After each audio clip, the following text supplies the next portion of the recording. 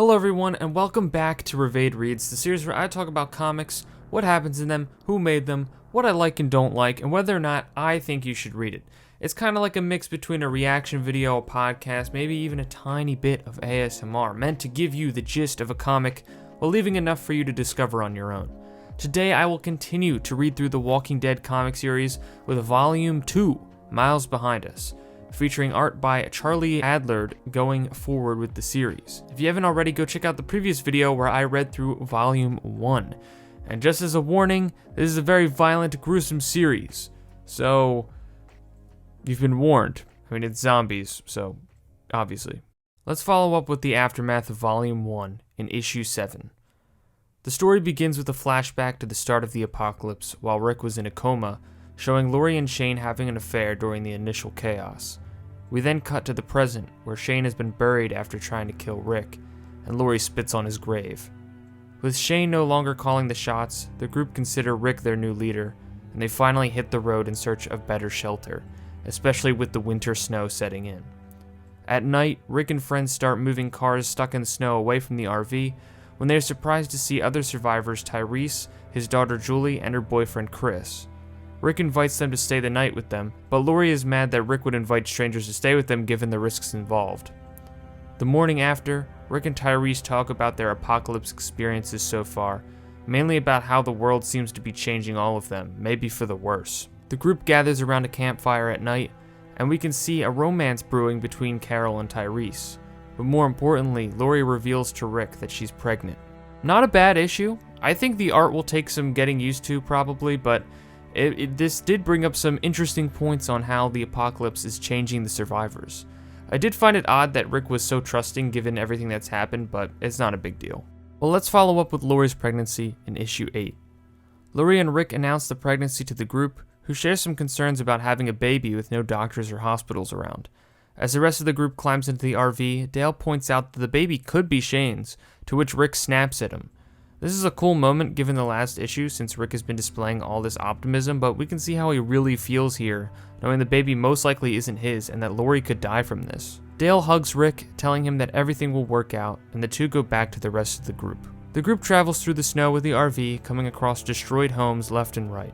Just as the thought of finding a new shelter seems impossible, they come across a gated community called Wilshire Estates, which they enter to see if it's safe. The group finds a less run-down house to stay in, and we learn a bit more about Tyrese's backstory as a former NFL player while Rick and him clear out some walkers. I think at this point in the story, the cast of characters has become so big that we're barely spending time with a lot of them. I mean, we haven't focused on Andrea at all in a while, even though she just lost her sister and has become withdrawn. I also forgot about Julie and Chris since they've done literally nothing since their introduction. Well, the group all settles in and the snow begins to melt a little, revealing an ominous sign on the gate reading, "All dead, do not enter." I feel like this was kind of a slow issue. In the end, we did get some more of the other characters, with Donna actually being nice for once, and I guess it was cool to not have such a dark ending, minus the cliffhanger, but as for the issue itself, I really don't have that much to say. Let's follow up that creepy warning in Issue 9. Different members of the group, after waking up the next day, think about their future, especially the future for children having to grow up in this zombie mess. But once the whole group is up, they split up into different teams to clear out the rest of Wilshire Estates to find more supplies. As Rick heads back to the RV to grab his gun, he comes across that ominous sign from before.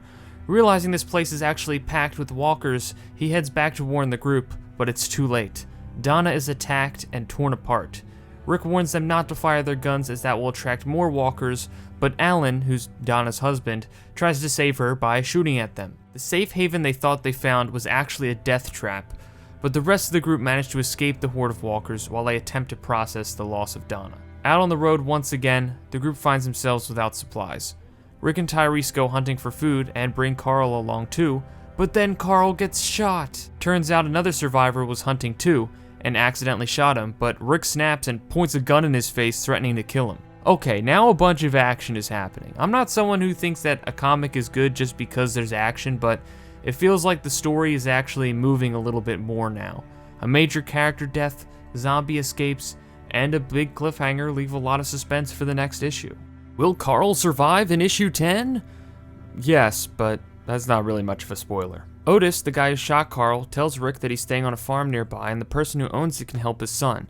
Seeing no other choice, Rick runs carrying Carl there while Tyrese tells the rest of the group what's going on. The rest of the group make it to the farm where the owner, named Herschel Green, managed to stop Carl's bleeding. Rick and Lori hug, and we see Glenn watching them from the distance. Now this is something I haven't mentioned yet, but it's twice now that Glenn has done basically nothing these past couple issues except have a panel dedicated to him looking at people who are in love with each other. It's really weird, and I guess it's because he's lonely.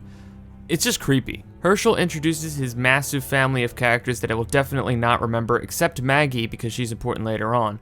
And the group gets a tour of the farm, with the exception of Alan, who is still depressed, and Rick and Lori, who are watching after Carl. We finally get an Andrea moment here as she tries to tell Alan that he needs to be strong for his kids and that he can't just shut down, but they both begin yelling at each other over all that they've lost. Seems like some cracks are beginning to form in the group, and I can only guess that things will get worse later on.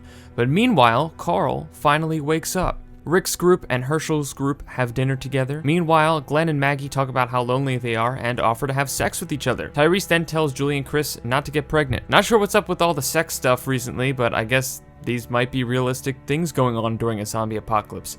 I've never lived through an experience like this, so I can't confirm or deny. In the end, Herschel tells Rick his backstory about being a veterinarian and eventually owning his father's farm since that was his dying wish. Oh, and that he also keeps the dead ones in his barn. That's not creepy at all. Honestly, it feels weird to be putting all this emphasis on sex when there's more important things going on, such as, you know, a bunch of zombies in a barn, but it's an okay issue. The cliffhanger's cool, but overall it's just kind of eh. Let's see what's going on in Herschel's barn in issue 11. By the dead ones, he is of course referring to zombies. Rick and Herschel get into a massive argument about how to handle the zombies. Rick and friends have been killing them since they are obviously dangerous undead monsters that devour anything in their path, but Herschel sees them as people with a disease they don't know how to cure yet. Obviously Rick is correct, but Herschel's son is a walker, and that clouds his view on things. The group enjoys their time on the farm when Rick decides it's time to teach them how to use guns. They start practicing, but Herschel freaks out that they might hit one of their neighbors' houses. I'm not gonna lie, Herschel's really getting on my nerves. And if that wasn't bad enough, a nearby walker roams in, but instead of killing it, Herschel decides to take it to the barn. But of course, once he opens the door, all the walkers begin pouring out, which is when Herschel's zombified son, Sean, ends up killing his other son, Arnold, and his daughter, Lacey, is killed as well. Realizing that Rick was right, he helps in killing the walkers. Herschel buries 2 more of his children, and understands that Rick was right this whole time. Afterwards, Tyrese lets Julie and Chris hold on to their guns from earlier. They then privately talk about how they can finally do it when it's the right time. So, another creepy cliffhanger. I also thought this issue overall was kinda eh. They introduced this idea that the zombies might still be human inside, but then abandoned that by the end of the issue. Not only was Rick obviously right from the start, but it could have been an interesting commentary on the group's actions so far, and would have made an interesting conflict too, even if Herschel was kind of annoying. I guess my point is that this issue just felt really rushed. At least the past couple cliffhangers have been good though. Let's see how Volume 2 ends in issue 12. The morning after, Herschel accidentally walks in on Maggie and Glenn sleeping together, and he freaks out, even going so far as to say that Maggie makes him sick. You know, I really do not like Herschel so far. Rick and Alan clean the barn and have a nice moment of Alan coming to terms with Donna's death. But Rick stops cleaning and tries to ask Herschel if they can stay in the house instead, to which he promptly says no, and that they have to leave once Carl heals. Lori begins arguing with Herschel that he can't just condemn them to the outside world, but Herschel tells them that he's already given them so much. He lost 2 more of his kids after saving their son and keeping them safe. While Herschel has kind of been annoying so far, I see where he's coming from, and this really ties into the main theme of this volume, which is just how the apocalypse is pushing people so far. Herschel even goes so far as to point a gun at Rick and tells them that they have to leave now. While the group pack their things to leave, Herschel has a breakdown thinking about how he's losing his mind and how he just threatened to kill someone. Just before they leave, Glenn tells Rick that he's staying on the farm with Maggie because they really love each other. The group parts way with Glenn and Herschel's farm and make their way on the road. Over an undisclosed period of time, the group travel with no real shelter, burning through their supplies.